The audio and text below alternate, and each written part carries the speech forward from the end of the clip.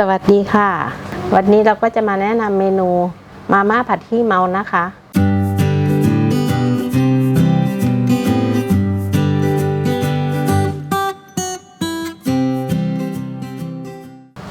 วัตถุดิบของเราได้แก่ กุ้งปลาหมึกมาม่ากระชายซอยใบกะเพราข้าวโพดอ่อนพริกเขียวแดงกระเทียมแกะเปลือกน้ำมันหอย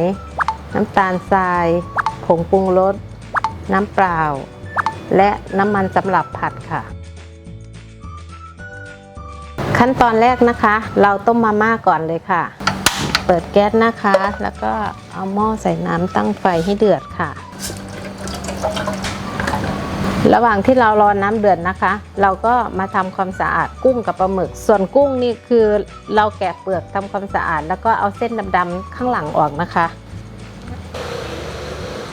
อันนี้เราก็ทำความสะอาดไว้แล้วนะคะปลาหมึกเราก็หั่นไว้แล้วก็กุ้งก็เอาเส้นหลังออกแล้วก็ผ่าเอาเส้นดำๆตรงกลางหลังนี้ออกค่ะพอเราทำความสะอาดกุ้งกับปลาหมึกเสร็จเราก็มาตำพริกกับกระเทียมไว้รอเลยนะคะอันนี้ก็เพื่อความรวดเร็วนะคะเราก็ตำไว้รอเลยเราก็จะหั่นข้าวโพดอ่อนไว้รอเราทำทุกอย่างไว้รอ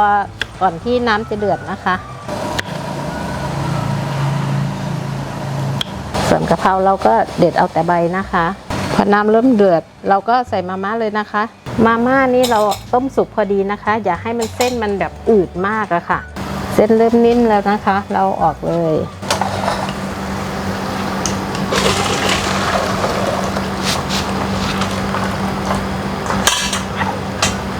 อันนี้เราเทมาม่าออกจากน้ำแล้วนะคะตอนนี้เราก็เริ่มผัดเลยนะคะ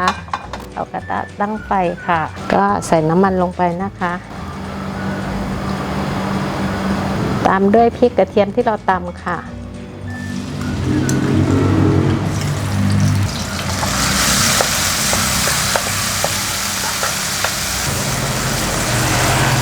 ตามด้วยกุ้งปลาหมึกนะคะ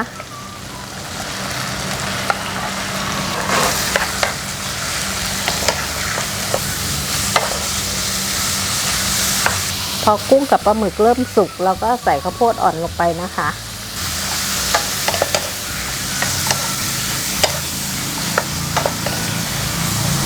ตามด้วยกระชายซอยค่ะ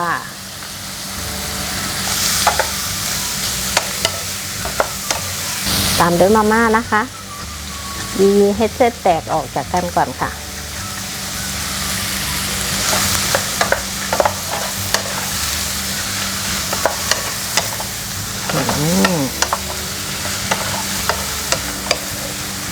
ตอนนี้ก็ปรุงรสนะคะใส่น้ำตาลทรายก่อนเลยผงปรุงรสค่ะซอสหอยนางรมค่ะ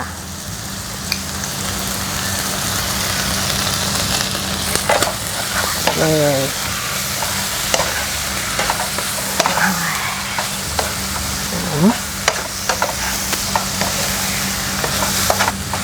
ผัดให้เข้ากันแล้วก็ขั้นตอนสุดท้ายนะคะใส่ใบกะเพราค่ะ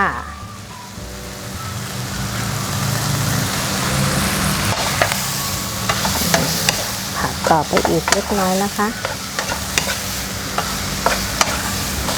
เสร็จเรียบร้อยค่ะปิดเตาเลย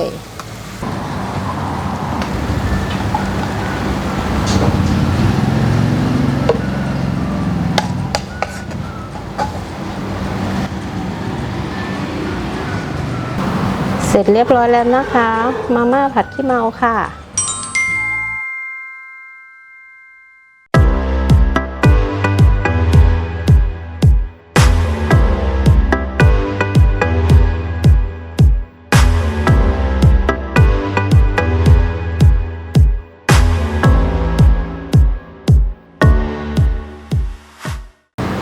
ก็เพื่อนๆชอบเมนูนี้นะคะก็ฝากกดไลค์กดแชร์แล้วก็กด Subscribe เพื่อเป็นกำลังใจให้พวกเราได้ทำคลิปใหม่ๆมาให้เพื่อนๆได้ชมอีกในสัปดาห์หน้านะคะแล้วก็อย่าลืมกดกระดิ่งด้วยนะคะจะได้ไม่พลาดคลิปใหม่ๆที่พวกเราทำออกมาค่ะสำหรับวันนี้ขอบคุณมากค่ะสวัสดีค่ะ